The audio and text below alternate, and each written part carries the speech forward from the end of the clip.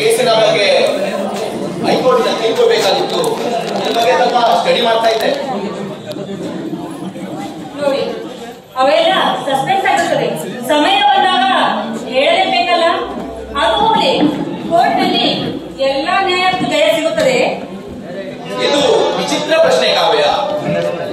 ಈ ಜಗದಲ್ಲಿ ನ್ಯಾಯ ಎಲ್ಲಿಯಾದರೂ ಕಿಂಚಿತ್ತಾದ್ರೂ ಉಳಿದಿದೆ ಎಂದಾದ್ರೆ ಅದು ಕೋರ್ಟಿನಲ್ಲಿ ಎಂದು ನಾನು ಎದೆ ಮುಟ್ಟಿ ಹೇಳ್ತೇನೆ. ಅಂದ್ರೆ ಕೋರ್ಟು ಕಿವಿಗಂಡ ಕೇಳಿ ನಿರ್ಣಯ ಕೊಡುತ್ತದೆ ಹೊರತು ಅದಕ್ಕೆ ನೋಡುವ ಸಾಮರ್ಥ್ಯ ಇರುವುದಿಲ್ಲ. ಅದಲ್ಲದೆ ಈ ರೌಡಿಗಳು ಕಟುಕರನ್ನು ಎದುರು ಹಾಕೊಂಡು ಜನರು ಸಾಕ್ಷಿ ಹೇಳಲು ಬರಲು ಹಿಂದೆ ಹಾಕ್ತಾರೆ. ಅದರಲ್ಲಿ ಕೊಲೆ ಮಾಡಿದನು ಇವನೇ ಅಂತ ಗೊತ್ತಿದ್ರು ಕೋರ್ಟಿಗೆ ಸಾಕ್ಷಿಗಳ ಅಭಾವದಿಂದ ಅವನನ್ನು ನಿರ್ದೋಷಿ ಎಂದು ಬಿಡಬೇಕಾಗುತ್ತದೆ. ಹೀಗೆ ಜನತೆ ಅಪರಾಧ ಶಿಕ್ಷೆ ಕೊಡಿಸುವಲ್ಲಿ ನಿರಾಸಕ್ತರಾದರೆ ಕೊಲೆಗಾರ, ದರೋಡೆಕೋರ ಹಾಗೂ ಕಳ್ಳರ ಬಂದ ಕೈಯಲ್ಲಿ ಸಿಕ್ಕು ಭಾರತ ಹೊಟ್ಟೆ ಉಳಿಯುತ್ತದೆ ಅಲ್ಲದೆ. ಗಾಂಧೀಜಿ, ಸುಭಾಷ್ ಚಂದ್ರ ಬೋಸ್, ಲೋಕಮಾನ್ಯ ತಿಲಕ್, ವಲ್ಲಭಾಯಿ ಪಟೇಲ್ ಅಂತ ಹಲವಾರು ಮಹಾಪುರುಷರು ನಮ್ಮ ದೇಶಕ್ಕೆ ಸ್ವಾತಂತ್ರ್ಯ ಕೊಡಿಸಲು 1947 ಆಗಸ್ಟ್ 15ರಂದು ನಮ್ಮ ದೇಶಕ್ಕೆ ಸ್ವಾತಂತ್ರ್ಯ ಕಲ್ಪಿಸಿಕೊಟ್ಟರು. ಆಗ ಹುಟ್ಟಿದ ಈ ಸತ್ಯಾಗ್ರಹವೇನು ಶಬ್ದ ಈಗಿನ ಈ ಸ್ವತಂತ್ರ ಭಾರತದಲ್ಲಿ ಎಷ್ಟು ಕೀಳು ಮಟ್ಟಿಗೆ ಇಳಿದಿದೆ ಎಂದಾದ್ರೆ ರಿಕ್ಷಾದವನು ಮೀಟ್ ಹಾಕೋದಕ್ಕೆ ಪೊಲೀಸ್ನವನು ಅವನ ಮೇಲೆ ಕೈ ಮಾಡಿದ್ರೆ ರಿಕ್ಷಾ ಚಾಲಕರಿಂದ ರಿಕ್ಷಾ ಬಂದ್ ಸತ್ಯಾಗ್ರಹ. ವಕೀಲರೊಂದಿಗೆ ಒಬ್ಬ ಪೊಲೀಸ್ ತಂಟೆ ಮಾಡಿದರೆ ವಕೀಲರ ಸಂಘದಿಂದ ಕೋರ್ಟಿಗೆ ಬಹಿಷ್ಕಾರ. ಸರ್ಕಾರಿ ನೌಕರರ ಸಂಬಳ ಏರಿಸದಿದ್ದರೆ ಅವರ ಅನ್ನ ಸತ್ಯಾಗ್ರಹ. ಇವೆಲ್ಲ ನೋಡ್ತಾ ಇದ್ರೆ ಗಾಂಧೀಜಿ ಅವರು ಸತ್ಯಾಗ್ರಹ ಎನ್ನುವ ಶಬ್ದ ಬಳಸಲೇಬಾರದು ಅನಿಸ್ತದೆ. ಸ್ವಾತಂತ್ರ್ಯ ಸಿಕ್ಕ ಮೇಲೆ ಗಾಂಧೀಜಿಯವರ ಕಂಡ ಕನಸು ಬದಿಗೊತ್ತಿ ಭಾರತೀಯ ಬ್ರಿಟಿಷರಿಂದ ಮತ್ತೆ ನಾವು ಸ್ವತಂತ್ರ ಘೋಷಿಸಬೇಕಾದ್ರೆ ಮಹಾತ್ಮ ಗಾಂಧೀಜಿಯವರು ಮತ್ತೆ ಪುನರ್ಜನ್ಮ ತಾಳಲೇಬೇಕು. ಇಲ್ಲ ಈ ಮತ್ತೆ ಯಾತ್ರೆ ಬರುವ ದುಷ್ಟ ರಾಜಕಾರಣಿಗಳನ್ನು ಕತ್ತೆ ಮೇಲೆ ಕೂರಿಸಿ ಮೆರವಣಿಗೆ ಹೊರಡಿಸಬೇಕು ಅಂತೆ. ಕಾವ್ಯ, ಕಾಲಚಕ್ರ ತಿರುಗುತ್ತಾ ಇದೆ. ವಚನವಾಗದಂತೆ ತಿದ್ದವನು ಕಕ್ಕಬೇಕಾದ ಕಾಲ ಬಂದೇ ಬರ್ತದೆ ಕಣೆ. ದೇಶದ ಬಗ್ಗೆ ಚಿಂತೆ ಮಾಡೋದು ಬಿಡು. ನೀನ್ ಬಂದ ವಿಷಯ ಹೇಳಲೇ ಇಲ್ಲ. ನೋಡಿ, ಈ ಪ್ರೀತಿ ಪ್ರೇಮ ಎನ್ನುವ ಶಬ್ದವನ್ನು ಹೊತ್ತು ಗೊತ್ತು ಇಲ್ಲದೆ ಬರುವ ಸುಂದರ ಸ್ವಪ್ನಗಳು. ಈ ಪ್ರೀತಿಗೆ ಇಷ್ಟೊಂದು ಶಕ್ತಿ ಇದೆ ಅಂತ ನನಗೆ ಗೊತ್ತೇ ಇದ್ದಿಲ್ಲ. ಕಾವ್ಯ, ಇನ್ನೊಂದು ಮಾತು ಕೇಳ್ತೀನಿ, ಕೇಳ. ನಿಮ್ಮ ತಂದೆ ನಮ್ಮಿಬ್ಬರ ಮದುವೆಗೆ ಒಪ್ಪಬಹುದಾ? ನನ್ನ ತಂದೆ ನನ್ನ ನಿರ್ಣಯಕ್ಕೆ ಯಾವತ್ತೂ ಅಡ್ಡಿ ಆಗಲ್ಲ. ಒಂದು ವೇಳೆ ಬಂದರೂ ಅವನ ಆಟ ನನ್ನ ಮುಂದೆ ನಡೆಯಲ್ಲ. ನಿನ್ನ ವಿಷಯದಲ್ಲಿ ನೀನೇ ನಿರ್ಧಾರ ತೆಗೆದುಕೊಂಡ್ರು ನಿಮ್ಮ ತಂದೆ ನಮ್ಮ ತಂದೆಯ ಬದ್ಧ ವೈರಿ. ಈ ಮದುವೆಗೆ ನಮ್ಮ ತಂದೆ ಏನಾದ್ರೂ ತಿರುಗಿದ್ರೆ ಅವರನ್ನು ಎದುರಿಸುವ ಸಾಮರ್ಥ್ಯ ಖಂಡಿತ ನನಗಿಲ್ಲ. ನಿಮ್ಮ ಸ್ವಂತ ವಿಷಯಕ್ಕೆ ನೀವು ನಿರ್ಣಯ ತೆಗೆದುಕೊಳ್ಳಲು ನಿರಾಶರಾಗಿದ್ದೀರಾ. ಅಂದಮೇಲೆ ಕೋರ್ಟ್ನಲ್ಲಿ ಇನ್ನೊಬ್ಬರ ವಿಷಯವನ್ನು ನಿರ್ಣಯ ಹೇಗೆ ತೆಗೆದುಕೊಳ್ತೀರಾ? ಕಾವ್ಯ, ಪ್ರೇಮ ಅಡೆತಡೆಗಳಿಲ್ಲದೆ ಮುಂದುವರೆದ್ರೆ ಅದು ಜೇನಿಗಿಂತಲೂ ಸಿಹಿಯಾಗಿರ್ತದೆ.